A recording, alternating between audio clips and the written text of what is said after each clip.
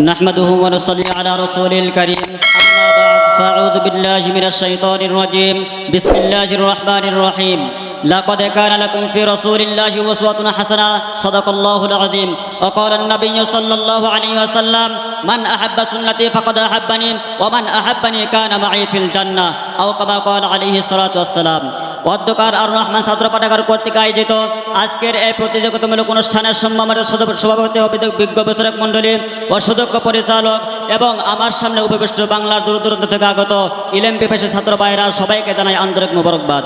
আজকে আমাকে যে বিষয়টি দেওয়া হয়েছে তা হলো সুন্নত বনাম বিদআত।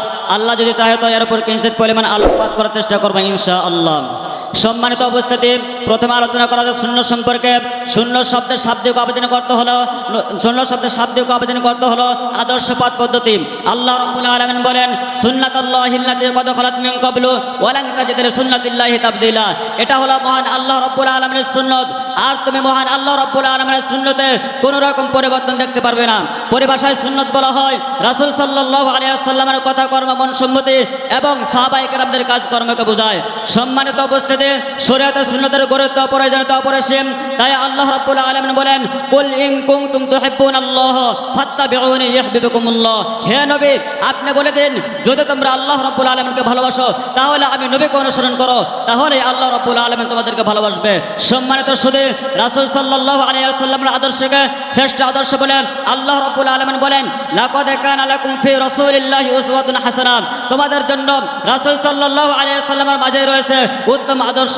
রাসূল সাল্লাল্লাহু আলাইহি ওয়াসাল্লামের জীবনে যিনি যত কথা বলেছেন, যত কাজকর্ম করেছেন, সবকিছু ওহী ইলাহির দিক নির্দেশনা করেছেন।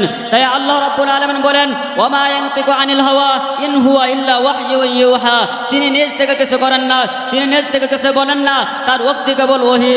সম্মানিত উপস্থিতি, সুন্নতের গুরুত্ব না সুন্নতের ফজিলতের সীমাহীন। তাই রাসূল সাল্লাল্লাহু আলাইহি ওয়াসাল্লাম বলেন মান আহাব্বা সুন্নতি ফাকাদ আহাব্বানি ওয়া মান আহাব্বানি কানা মাই ফিল জান্নাহ। যে ব্যক্তি আমি নবীর সুন্নতকে ভালোবাসলো সে যেন আমি নবীকে ভালোবাসলো, আর যে ব্যক্তি আমি নবীকে ভালোবাসবে সে আমার সাথে জান্নাতে থাকবে। সম্মানিত সুধী, এতক্ষণ আলোচনা দ্বারা আমরা বুঝতে পারলাম রাসূল সাল্লাল্লাহু আলাইহি ওয়াসাল্লামের সুন্নতের অনুসরণ করা প্রত্যেক মুসলমানের জন্য অপরিহার্য। সম্মানিত উপস্থিতি, এখন আলোচনা করা যাক বিদআত সম্পর্কে। বিদআতের শাব্দিক আবেদন করতে হচ্ছে নতুন ভাবে কিছু উদ্ভাবন করা। পরিভাষায় বিদআত বলা হয় যা রাসূল সাল্লাল্লাহু আলাইহি ওয়াসাল্লামের জামানায় ছিল না এমন কিছুকে সম্পূর্ণ নতুনভাবে উদ্ভাবন করাকে বিদআত বলেন। সম্পূর্ণ উদ্ভাবন করে দিনের ব্যাপারে এমন সব কাজ করা বিদআত যার পূর্বে কোনো দৃষ্টান্ত নাই। সম্মানিত উপস্থিতি, ইসলামের সকল বিধান পরিপূর্ণ, তাই ইসলামে নতুন কিছু প্রবেশ করার প্রয়োজন নেই। কোরআন সুন্নাহর মাধ্যমে করণীয় এবং বর্জনীয় সকল বিধানকে আল্লাহ রাব্বুল আলামিন পরিপূর্ণ করে দিয়েছেন। আল্লাহ রাব্বুল আলামিন বলেন আল ইয়াউমা আকমালতু লাকুম দীনাকুম ওয়া আতমামতু আলাইকুম নি'মাতি ওয়া রাদিতু লাকুমুল ইসলাম দীনা।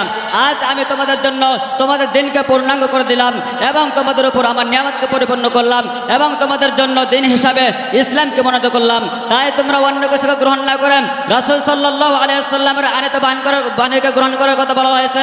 আল্লাহ রাব্বুল আলামিন বলেন ওয়া মা আতাকুমুর রাসূল ফাখুযুহু ওয়া মা নাহাকুম আনহু ফান্তাহু। রাসূল সাল্লাল্লাহু আলাইহি ওয়াসাল্লাম তোমাদের জন্য যা কিছু নিয়ে এসেছেন তা গ্রহণ করো, আর যা কিছু নিষেধ করেছেন তা থেকে বিরত থাকো।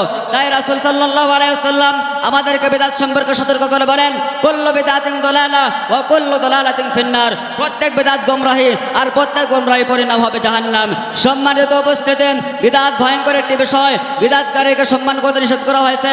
রাসূল সাল্লাল্লাহু আলাইহি ওয়াসাল্লাম বলেন মান ওয়াক্কারা হাব্বাল বিদআতি ফাকাদ আনা আলা হাদামিল ইসলাম। যেই ব্যক্তি বিদআতকারীকে সম্মান করলো সে যেন ইসলামকে ধ্বংস করতে সাহায্য করলো। সম্মানিত উপস্থিতি, অপর এক হাদিসে বলেন রাসূল সাল্লাল্লাহু আলাইহি ওয়াসাল্লাম বলেন যদি তোমরা রাসূল সাল্লাল্লাহু আলাইহি ওয়াসাল্লামের সুন্নতকে পরিত্যাগ করো তাহলে নিঃসন্দেহে তোমরা বিভ্রান্ত এবং পথভ্রষ্ট হবে। সম্মানিত উপস্থিতি, এতক্ষণ আলোচনার দ্বারা আমরা বুঝতে পারলাম বিদআতের ভয়াবহতা ও সুন্নতের প্রয়োজনীয়তা। তাই আসুন আমরা নিজেরা বিদআত থেকে বাঁচি এবং আমাদের সমাজ ও সমগ্র মুসলিম উম্মাহকে বিদআত থেকে বাঁচাই এবং রাসূল সাল্লাল্লাহু আলাইহি ওয়াসাল্লামের সুন্নতের উপর আমল করে আমাদের জীবনকে সুন্দর করে তুলি। আল্লাহ রাব্বুল আলামিন আমাদেরকে তৌফিক দান করুন, আমিন। নাসরুম মিনাল্লাহি ওয়া ফাতহুন করিব ওয়া বাশশিরিল মুমিনিন। আসসালামু আলাইকুম ওয়া রাহমাতুল্লাহি ওয়া বারাকাতুহু।